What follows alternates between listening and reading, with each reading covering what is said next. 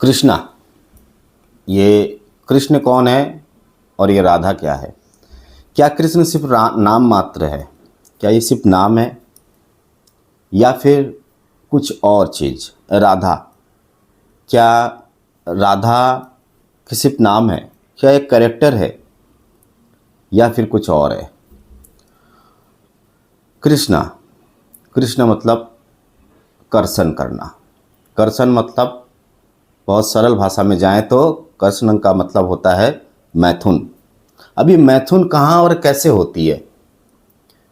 जब मैथुन होती है तो कुछ ना कुछ सृष्टि जरूर होती है। तो जब कृष्ण को कर्षण करेंगे तो वहाँ से उत्पन्न होती है राधा, जो कि पूरे ब्रह्मांड में विराजित है। इसीलिए हम कृष्ण राधा नहीं कहते हैं, हम राधा कृष्ण कहते हैं। ठीक है, मतलब कृष्ण पे चल के राधा तक पहुँचना।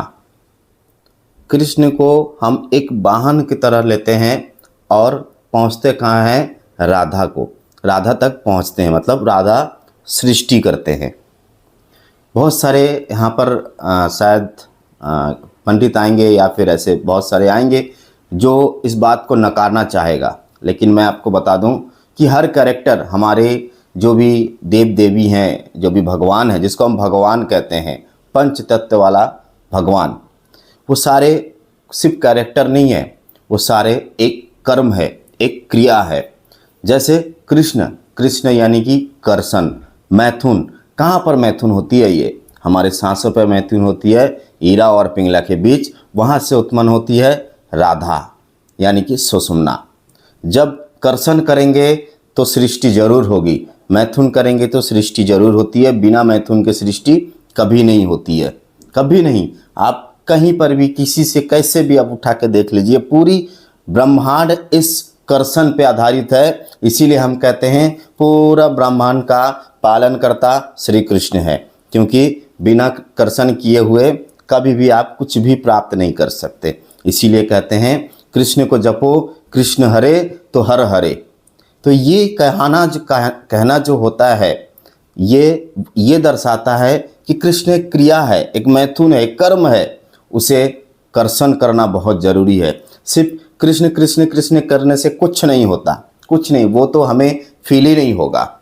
लेकिन जब आप कृष्ण को सांसों में उतारेंगे और उनको आप आप अपने खुद को कृष्णमय कर पाएंगे। मतलब सीधी सी बात है कि अगर आप एक तरफ कृष्ण और क्री और दूसरी तरफ स्ना, मतलब एक ठंडा, ये देखिए ये क्री और स्ना, ठीक है, यानी कि ये चंद्रमा और ये सूर्य, ये गरम और ये ठंडा, क्री यानी कि गरम, स्ना यानी कि ठंडा। ये जो चीज़ें अगर आप समझ लिए, मतलब अगर आप मैथुन समझ लिए, तो डेफिनेटली वहाँ पर आपको राधा मिलेगा।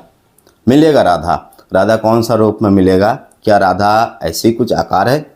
नहीं जी, राधा एक एनर्जी है, जो एनर्जी पूरा ब्रह्मांड में है। लेकिन राधा तक पहुंचने के लिए कृष्ण को पहिया बनाना बहुत ज़रूरी है। आपने देखा ना, महाभारत में कृष्ण सारथी बने हुए हैं। तो सारथी इसलिए कि वो हमें गंतव्य स्थल में पहुंचा रहे हैं। सारी चीज़ें जो भी बनी है उसे समझना ज़रूरी है। और उनके हाथ में लगाम है, 5 घोड़े का लगाम, ठीक है, पंच इंद्रिय का लगाम उन्होंने खुद पकड़ा हुआ है और वो खुद सारथी बने हुए हैं और लेके जा रहे हैं लेके जा रहे हैं अर्जुन को उसके गंतव्य स्थल तक पहुंचाने के लिए। तो ये जो सारी चीज़ें बनी हुई है, इकोसिस्टम, आप ऐसे समझ लीजिए इसको।